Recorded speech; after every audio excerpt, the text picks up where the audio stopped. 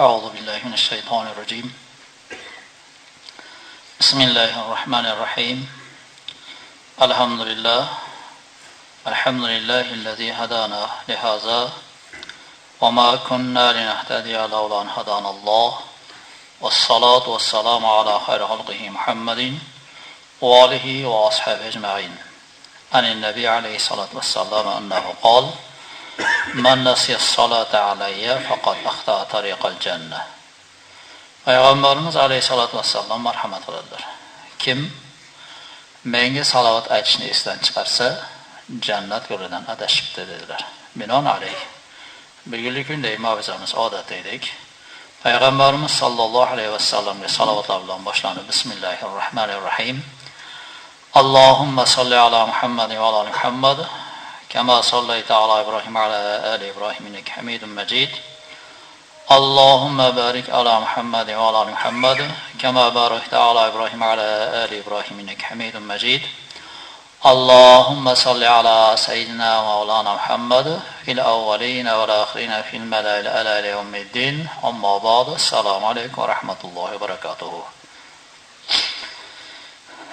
Navbatdagi so'z yuzadigan mavzuyimiz avvalgi jumalarimizda uzoq muddat kelayotgan bobimiz. Mana shu kelgan yerimiz shunga kelgankin. Bismillahirrohmanirrohim. Va yastatiru indal wiqa'i va la yaftakhir bi kasrati al-jima' va la yaqulu ma ajmal imraati. Bu xotinlar yopingan holatda yotishlari va ko'p shu ishni qilganliklaridan faxrlanmasliklari va erkak kishini mening xotinim shuncha ham chiroyli ekan deb xotiniga bino qo'ymasligi kerak deyapti. Albatta yotganda ustlar yopiq bo'lmoqligi bu to'g'rilik bir xotanda gapirganmiz. Musulmon odam o'g'il bolalariga bu gap. Tursi bilan yotishligi mumkin emas shariatimizda. Avratlari bekilgan, uzun ishton bilan yotishligi kerak. Bizlarni bu musulmonlarni odatiy yotishlaridagi liboslarini biz o'zimiz musulmonlar qilmaymiz. G'ayri dillarda bor bu. Yotayotganda pijama kiyib yotish. Biz musulmonlar buni qilmaymiz.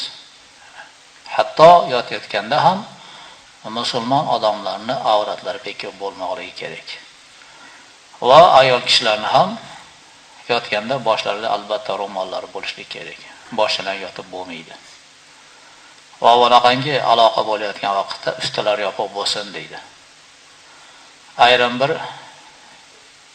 endi bizlarni musulmonlar qilmagandiru, lekin shu narsalarga quloqimiz chalindi. Odamlar yotadigan ispalnilarini patologini shifani aynadan qilib yotganda osmonga qarasa o'zini ko'radigan ishlarni ham qilgan puldorlar. Yotib olib o'zini ko'rib yotadigan. Hamma tomondan ayna qo'ygan ispalnilar ham bor. Bu ayni bir odamgarchilikka to'g'ri kelmaydigan, ahmoqni ham ahmoq qiladigan ishlardan bittasi. Puling bo'lsa ham ahmoqlik qilavermaguncha bir odamcha yasha. O narsalarni hamma yo'g'i satr bo'lmoqligi aytilyapti-yu. Yosh bolani ham bo'lmaganligi yaxshi deyapti. Hayvonni ham bo'lmaganligi yaxshi ish bo'layotganda deyapti. O'zingga alohida xona bo'lmoqligi. Er-xotin yotadigan uy alohida bo'lishi kerak. Biz musulmonlarda bu narsa ham yo'q. Atrofni hammasi bola-chaqasi bilan yotib olgan.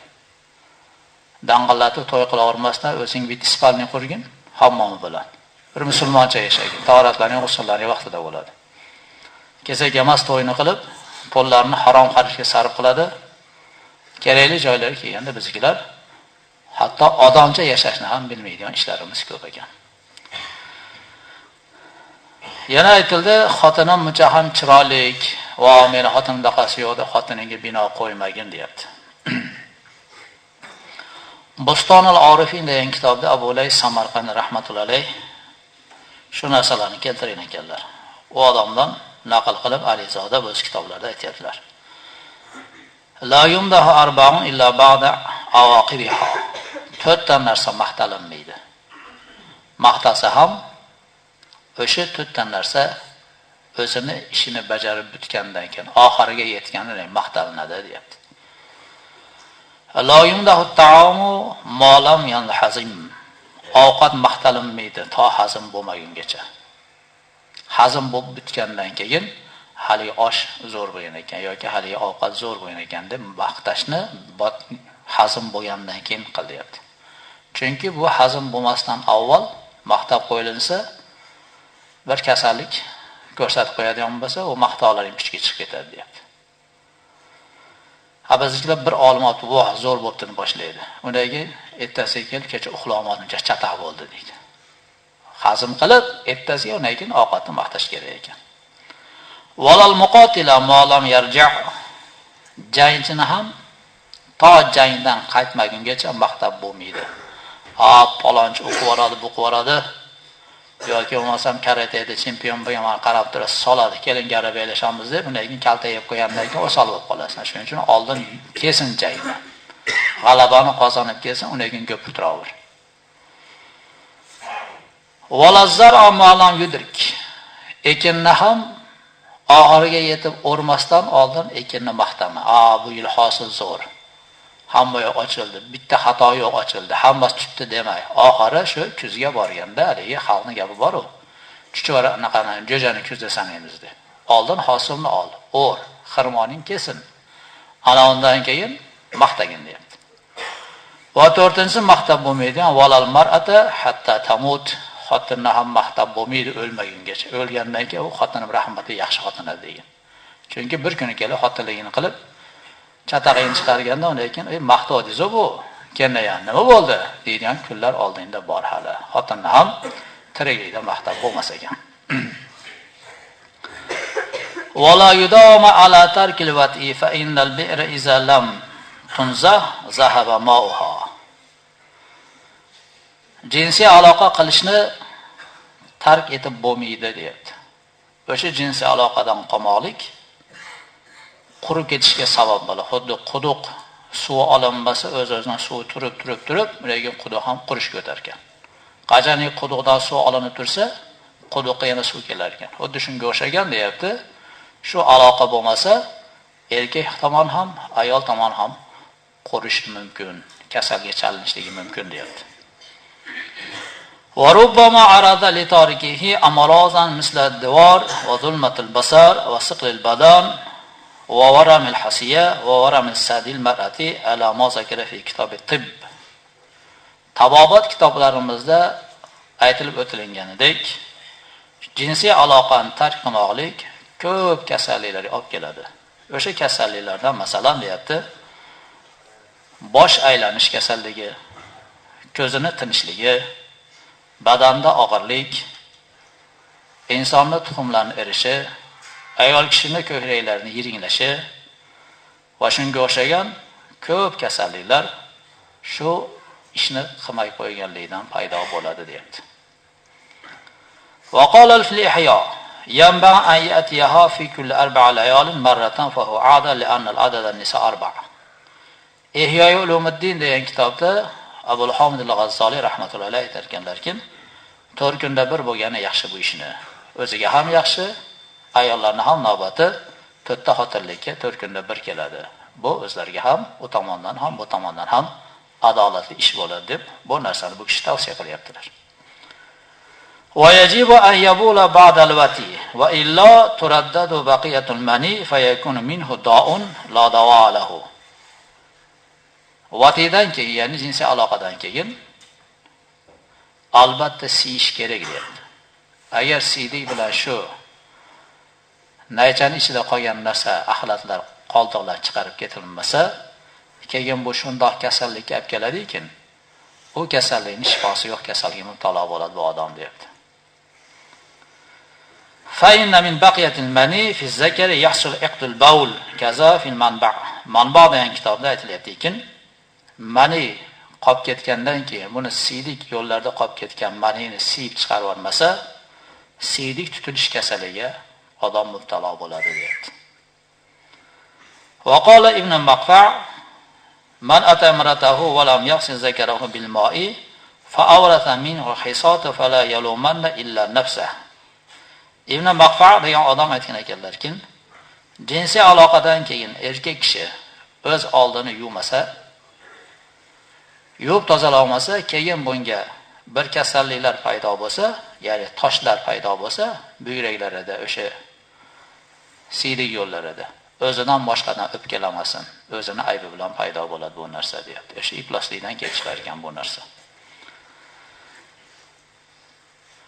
وقال ولا يغر الجاهل أن يقول ظالما فعلت هذا فلم يزرني لأن السارق لو أخذ أول مرة لم يسرق أحد ولو ابتلى في أول مرة لم يرى في الدنيا صحيح كذا في البستان. Boston orifida ya Abu Lays aytadilar, Samarqand rahmatullohi alayhi. Johil g'ururlanmasin. Men bu aytganlar bittasini ham qilmayman, hech narsa bo'lmaganman demasin. Chunki o'g'ri ham birinchi bor qo'lga tushmaydi. Agar o'g'ri birinchi bor qo'lga tushsa, dunyoda hech kim o'g'irlik qilmas edi. Shu o'g'irlar ham qo'lga tushmaganligidan qo'lga tushmayman deb oxiri qo'lga tushadi. Sen ham hech narsa bo'lmadi deb yurib, oxiri ilinib qolish, shu kasalga mubtalo bo'lmagin deb ogohlantirish beryapti. Agar deyapti, har biz aytayotgan gaplar birinchi bor sodir bo'laveradigan bo'lganda edi, dunyoda salomat odam topgan bo'lmas eding. Bu bir shu narsalar sabab bo'lib qoladi degan gapimiz. Doim bo'laveradi desang kafolat bermaymiz. Lekin shunaqangi ayrim bir kasalliklar shu ishlarni beparvoligidan paydo bo'ladi deb biz tavsiya qilyapmiz deyapti. وينام بعد الوقت نومة خفيفة فإنه أروى للنفس لكن السنة فيه أن يتوضأ وضوءا للصلاة ثم ينام. O'sha aloqadan keyin yengil bir uxlamoqlik kerak. Bu o'zini tanasiga foydasi bor. Lekin uxlashdan avval namozga qilinadigan tahoratni bir qilib olib, keyin bir dam olib, orom olib, ana undan keyin yuvinsa, o'ziga foyda bo'ladi deyapti.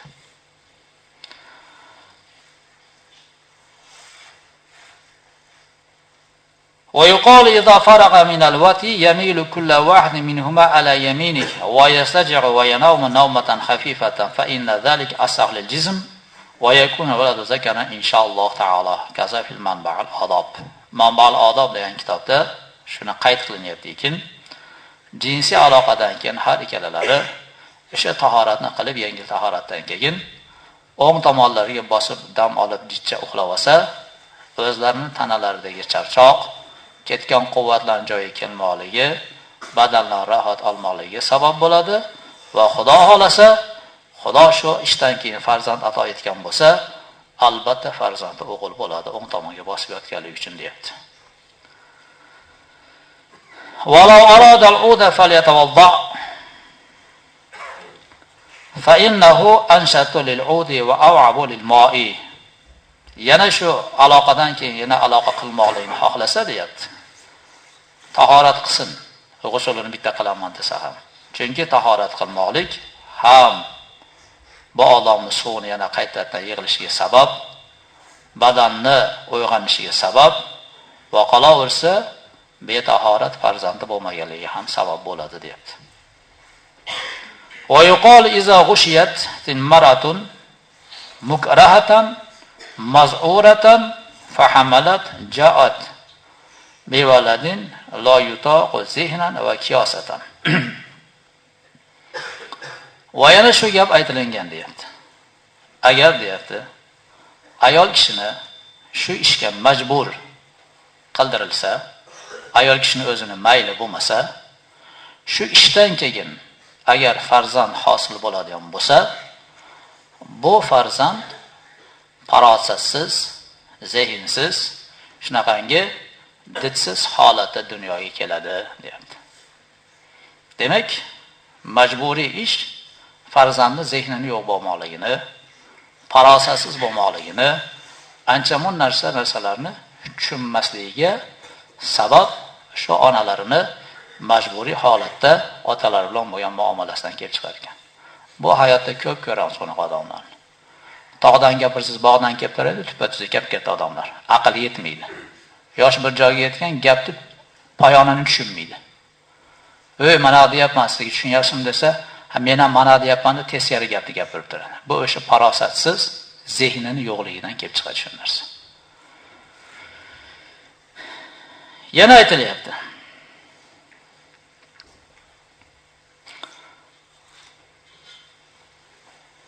وإذا غشيت المرأة قبيل الظهر وأول الشهر عند انفجار الصبح فحملت أنجبت. Agar ayol kishi peshindan avval oyni boshida muomala qilingan bo'lsa, tong vaqtidan avval, tong otmasdan avval, bu xotin agar homilador bo'ladigan bo'lsa, farzandi sahiy bo'ladi deyapti.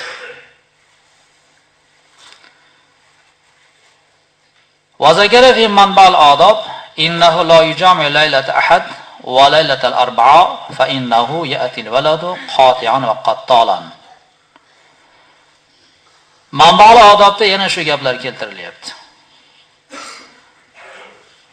Haftani birinchi kechasida, 4-kechasida aloqa qilmasin deyapti.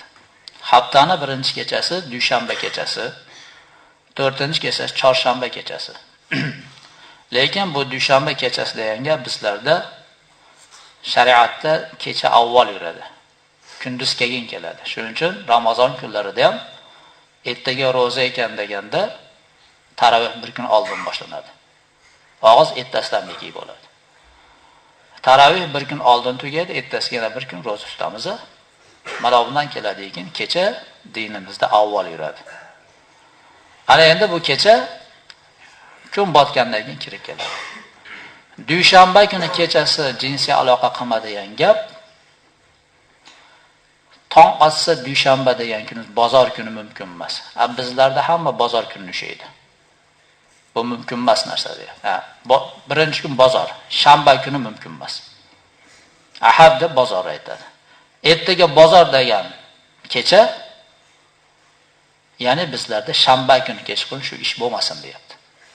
Tushunarli bo'ldimi? Yana aytayapti. Chorshanba, ertaga chorshanba degan, ya'ni bizlarda seshanba kuni kechqurun ham shu narsa bo'lmasin deyapti. Bo'sachi deyapti. Fa innahu ya'ti al-waladu qati'an va qattalan. Shu vaqtda farzand dunyoga kelib qolgan bo'lsa deyapti. Bu bola qati', ya'ni qarindosh urug'chilik rishtasini uzadigan va qattalan urushqoq farzand dunyoga keladi deyapti. Wala ba'da zuhri fa innahu yati ahwal. Peshindan keyin bu ishni qilib bo'lmaydi deyapti. Bolasi g'ilay bo'lib qoladi deyapti. Wala laylatal fitri fa yakunu al-waladu aqan.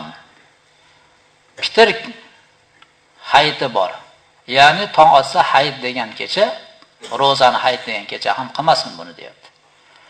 Bunda bolasi dunyoga keladi, oq bo'lib qoladi. Ya'ni ota-onasi oq bo'ladigan, qiliqlar qiladigan farzand dunyoga keladi deyapti. Wala laylatan nahri, ertaga qurbon hayiti degan kecha ham qilmasin deyapti. Faminhu yakunu asabi'uhu sittan aw arba'an. Shu ishdan keyin dunyoga farzand kelsa, panjasi yo 6 ta yo 4 ta bo'lib qolishi shundan deyapti. Wala fi shamsi fa innahu yati manjusan. Quyosh chiqib turgan vaqtda quyoshning nurini tagida bu ish bo'lmasin deyapti. Bola ko'rilsa shundan keyin bu bola manjus, najosat, iflos bola bo'ladi deyapti. Wala fi qiyamin fa innahu yati bawalan fil firash. Tikka turib bu ish qilinmasin deyapti. Tikka turib bu ish qilingandan keyin farzand dunyoga kelsa, bolasi siyg'oq bo'lib qoladi deyapti. To'shagiga siyg'otadigan bo'ladi dedi. Wala yujami'u va fi nafsihi hubbul ukhtiha fa innahu yati mu'nisan. Ayoli bilan muomala qilayotganda ko'ynida shu qaynagachisining muhabbati bo'lmasin. Ayolini opasini yoki singlisini shu seni o'rniga opangni olsam yo singni olsam bo'lar degan ko'ngilda shu narsa bo'lmasin. Bolasi xunasa bo'lib qoladi deyapti, tuturug'i yo'q bo'lib qoladi. Buni men bir to'yda ham aytganman.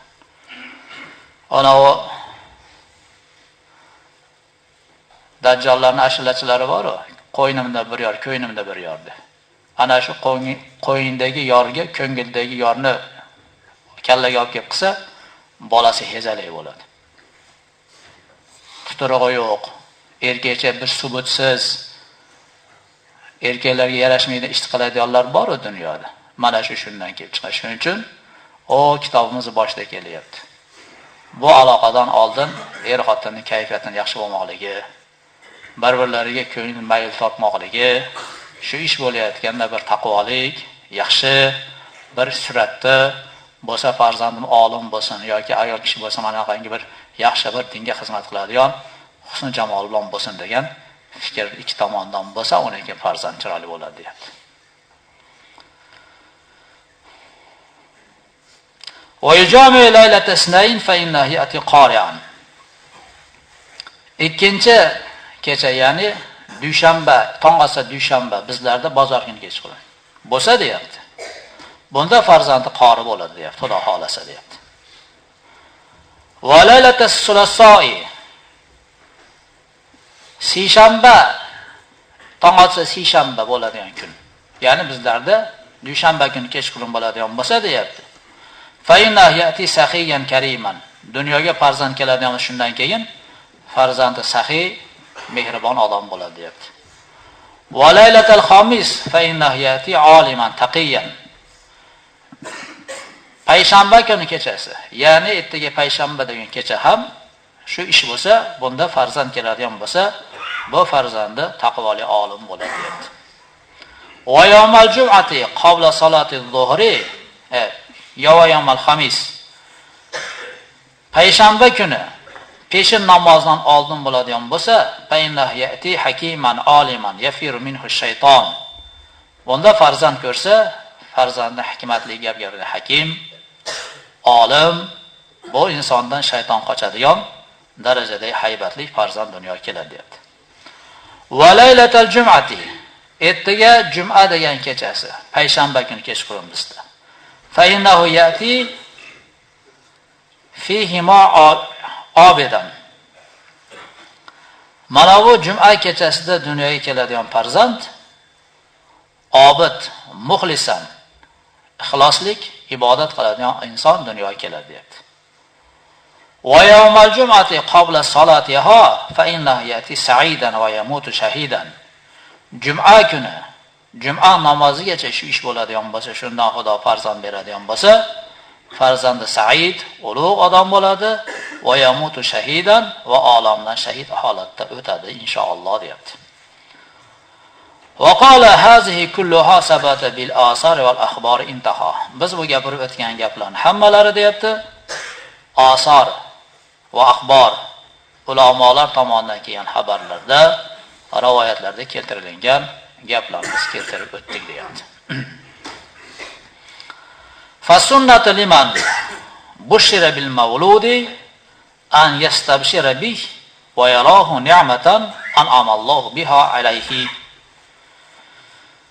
Yana sunnat amallardan, agar bu insonga Xudo taolo farzand ato etib, farzandni bir so'yinchisi kelgan bo'lsa, ya'ni bo'yimda bo'lib qopti, homila bo'lib qopman degan xabarni xotini bunga yetkazsa, yoki onasi tomonidan bolam senlar yaqinda ota bo'lasan degan gap kelgan bo'lsa, bu odamga sunnat shukin, ayyastabshirabi. Bu bo'lgan ishdan xursand bo'lmoqligi, va yarahu ni'matan an'amallohu biha alayhi. Bu Xudoning ne'mati. Menga Xudoning bergan ne'mati deb xursand bo'lmoqligi kerak deyapti. Va fil hadisda keltirilyaptiki, rihul waladi min rihil jannati. Farzandni, ya'ni jichi chaqaloqni hidi jannatni hidi degan hadis bor deyapti. Ya'ni bundagi hid balkim haqiqatda hid jannatni hididir. Balkim dunyoga farzandni kelmoqligi seni jannati bo'lmoqligini hidi kelyapti bundan. Ya'ni shu farzandni yaxshilab tarbiyalasa, farzand orqadan qolsa, ota-onasining haqqiga duoda bo'lib, yaxshi amallarni qilsa, mana hadislarda keltiriladi. Bir farzandga bir ustoz Bismillahirrohmanirrohimni o'rgatish bilan shu farzand o'rgatgan ustoz, buni dunyoga kelishiga sabab bo'lgan ota-onalari jannatga kiradi bir bitta bismillah bilan degan hadis bor. Mana shuning uchun jannatning hidi kelyapti deb buni ta'vil qilib bu yoqqa yo'ysa ham bo'ladi. Va qala sallallohu alayhi vasallam al-valadu fid-dunya nurun va fil oxirati sururun. Payg'ambarimiz alayhisolatu vassallam yana bir hadislari bor ekan. Bu hadislarda aytibdilarki, farzand dunyoda nur va qiyomatda surur, xursandchilik. Endi albatta bu farzandlar hammasi dunyoga bizga xursandchilik olib keladigan narsa. De ko'rsangiz farzandingiz quvonasiz. Qaysi ma'noda bu gap? Aqllik, zakovatlik, ota-onaga mehribon, ibodat qiladigan, solih farzandingizni ko'rib alhamdulillah, Xudoga shukr. Menga shu farzandimni sog' salomat berganingga shukr deb xursand bo'lasiz. Nima uchun deng? Mana hozir tepada chiqqan necha jumadan beri kelayotgan gaplardan ma'lum bo'lyaptiki, farzandi dunyoga bir salomat, aql, zakovat bilan, husn jamol bilan keltirmoqligi o'zi katta bir tajribalardan kelib chiqib, mashaqqatlardan kelib chiqib bir saralangandan keyin keladigan narsa. O bolalarga aytamizku, o'zi aslida e'tibor berilgan bo'lmasa, uni ming buyoqdan zo'rlang, tarbiyalayman deb o'qiling, bo'qiling bo'lmaydi. Mana masalan eng oxirgi gap zehnsiz bo'lib qoladi dedi-yu. Ayrim farzandlar. Zehni bo'lmasa uni ming uring, so'king, zo'rlang, ilm ola olmasa qayga borasiz? Aqli yetmasa, farosat yetmasa, qayga borasiz? Ming unga o'rgating, tushuntiring, dediring, aql olmasa qayga borasiz? Shunga bir hikoya kelib qoldi. Bu hikoya o'zi bir boshqacha tomondan men buni bunday qilib sillalab kelaman. Ham kulgili bu. Bir talabalarni ota-onasi borib ko'rishgani borib, ota-onalar nega olib borib, ikkita talaba bitta hujrada turar ekan, shu Buxorodagi talabalar deb gapirishadi. Ham hikoya bir latifaga o'xshagan narsa. Shunda ikkita ota undan keyin ikkalasi ikki tomondan borgan, qarasa ikkalalarini bolalari bitta hujrada ta'lim olyapti Buxoroda. Lekin shu bu ota sherigini chaqirsa oshqa beraman deb, u ota ham sherigini chaqirsa oshqa beraman deb, ikkalasi bir-birini oshga taklif qilib, to'xta, seni ham dadam, meni ham dadam kim bo'lsa, ikkalamiz ikki tomonda osh qilmaylik-ku, oshni bitta joyda qilib qo'yaylik-da, undan keyin oshni bitta joyda qilib, ikkita talaba otalari bilan o'tirib osh yeyishgan ekan. Shunda bitta talabani dadasini soqollarini orasiga gurish kirib qo'ygan ekan. Lekin bolasi dadasiga qarab, o'rmonga bir ot kirib, joyini topa olmayapti, chiqa olmayapti deb oshni yeyapti. Ne hali odam shuni tushunibdimi deb soqolini silab, hali yapishib qo'ygan gurishni olib yeyapti. Unga haligi nargi otani ko'zi tushib, bu aqlli gap bo'ldi deb undan keyin haligi bolasiga undan keyin oshdan keyin bu safar bilan oshgan yana safar biz ham bir mehmon qilaylik deb qara bolam. Onalardagi farosatni qara, aqlona gapni qara. Biz ham mashta gaplarni gapirishni o'rganaylik deb undan keyin ikkalasi torat qilayotgan joyda undan keyin kelishyapti. Qo'qqis menga ham shunaqa bo'lib qolsa, yo senga bo'lib qolsa, manda deymiz deb undan keyin haligi gapni kelishyapti. Ertasi yana osh yetganda bu nargi talabaning dadasining soqoliga shunaqa guruch sabzilar yopishib qo'ygan ekan, haligi bola dada haligi nima? Hali tualetga debdi. Yetmadi. To'g'ri gapni olib qola olmadi. O'sha torat qilayotgan joyda kelishganidan keyin hali tualetga gap bo'lyapti deb o'zicha bir odobli gap qilaman deb mana hozir. Deb buni ham latifa ham hikoya yetmasa qiyin. Shuning uchun mana shunaqangi farzandni Xudo bergandan keyin bundan xursand bo'lgin. Chunki qarasang, muchallari sog', kasal emas, o'ziga yarasha husn jamoli bor, aqli zakovati bor, mehribon, gapirsang tushunyapti, aql olyapti. Bir farzandlar bor, ishni buyursangiz, buyurganingizni qiladi. Ma'ni qilmabsan desa, uni aytmadingiz deydi. Bunga ham bir gapda. Bu ham shu Ta'lim-u ta'lim degan kitobda bor. Bo'stonda ham keladi shu. Bir odamning xizmatkori bor ekan, u xizmatkoriga oylik qilib 10 tanga berar ekan. Yana bir xizmatkoriga 2 tanga berar ekan. Hali xizmatkori xafa bo'lib, men bundan ko'p ish qilsam, bunga 10 tanga berasiz, men 2 tanga berasiz deb xafa bo'lib, uni o'pkalagandan keyin haligi xo'jayin falon yerga karvon kelibdi, karvon saroyiga borchi, qayerdan kelibdi karvon desa, undan keyin bu borib, keyin falon yerdan karvon kelibdi deb ketdi. Undan keyin nima olib kelibdi desa, so'ramabman, bor so'rab kel debdi. Borib lekin olib kelgan narsasini so'rab kelibdi. Qanchadan ekan desa, so'ramadim, bor so'rab kel qanchadanligini debdi. Ne borib qanchadanligini so'rab kelibdi. Necha kun turarkan so'ramabman, bor so'rab kel debdi. Necha kun turishini, qayerdan kelganini, nima sotadi, necha puldan so'ra har bir savol uchun bitta-bitta borib ketdi. Lekin hamma yo'qni xulosalagandan keyin haligi nari xizmatini chaqirib, karvon kelibdi, xabar olib kelchi desa, borib, falon yerdan kelibdi, mancha kun turar ekan, manaqa mollar olib kelgan ekan, monisini moldan, o'zbekchasiga mancha, alohida sotsa manchadan bo'larkan, hammani aytgandan keyin, rozimisan 2 tanga degan ekan. Odamlar shunaqa. U bolalarimiz ichida ham bor. Aytgan narsani qiladi, uni ham chala qiladi. Bir bolalarga buyursangiz, u aytmagan narsalaringiz bilan ishni ko'rib, o'zingiz ham aqlingiz yetmay ishlarni qilib qo'yganingiz quvonasiz. Ana shuning uchun payg'ambarimiz alayhisalom hadislarini shu yerda bir aytsak-ki, dunyoda nur senga. De qarasang nurlanasan. Yoningga bitta kunda farzandlarning ishga kirib, qo'lingdan og'irini olib, hayotda g'am g'ussalarni bo'yniga olib, siz endi ibodatingiz qilavering.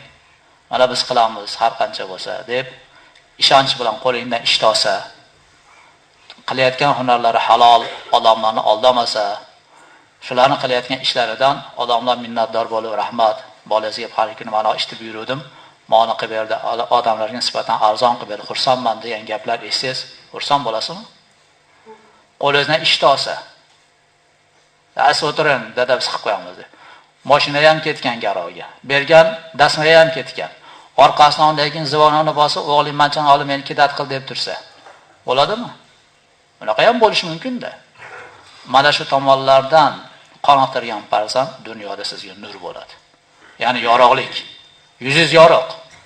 Va qiyomatda sizga bu xursandchilikni ham olib keladi. Aksi bo'ladigan bo'lsa, bu dunyoning ham zulmat, oxiratingiz ham kuydiradi. Shuning uchun mana bu farzandlarimiz bizga nur bo'lmoqligi, oxiratimizni sururi bo'lmoqligi uchun biz ota-onalar yuqorida aytilgan qoidalarga nafs ko'yiga kirmasdan jiddiy rioya qilishimiz kerak bo'ladi. O shu kitobda boshiga tushayotganda aytgan gapimki, kelajagini tozalash kerak. Kelajagini tozalash uchun o'qitish bilan emas, siyosat o'zgartirish bilan emas, balki uni topishning yo'lini joyiga qo'yish bilan kelajagi o'zgaradi. Bugungi kunda shuni o'rgan, eshitgan bolalar rioya qilsa, Xudo xolasa, kelajagimizga yaxshi dunyoga farzandlar kelsa, undan keyin ularga farosatli, zehnli bo'lsa, imo bilan ham gap tushunaveradi. Shunda odamlar borki, desa, bolalar tushunaveradi. O'sha dadasi nimaga dedi? Ko'z unday qilganda ko'z qayga tushdi? Shuni farosatli bolalar bor, oladi shuni. Abarolar bor, aytib desiz ham qaysi deb go'layib turaveradi. Onani ol desiz, qaysi deydi qarab turib.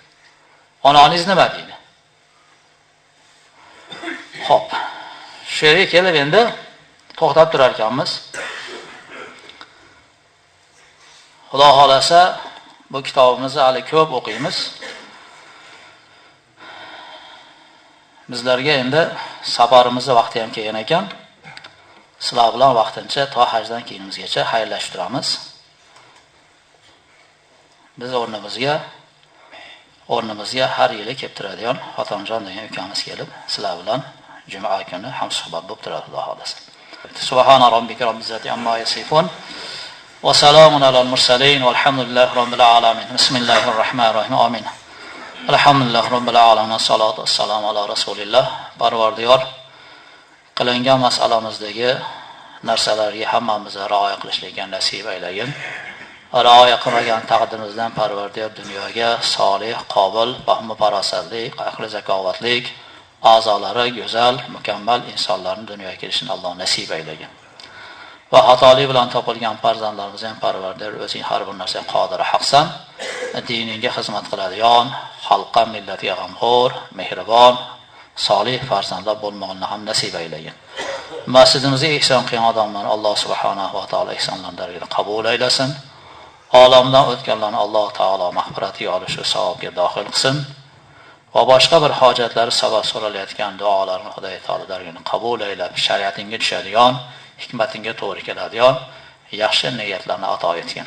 Safarga ketayotganlarni ham, shu jumladan bizlarni ham sog' salomat, hajlarimiz mabrur, sa'ylarimiz mashkur, zamlarimiz mahfur bo'lgan holatda diniy, dunyo, uxraviy balo-ofatlardan muhofazalangan holatda, diniy, dunyo, uxraviy manfaatlardan to'la manfaatlangan holatda borib kelmoqlikni bizlarga nasib ayla va bizlar qatori jamiki hajga ketayotgan musulmon olamdagi odamlarning hammani nasib aylagin. Allohumma salli va sallim barik alayhi bi rahmatika ya arhamar rohimin.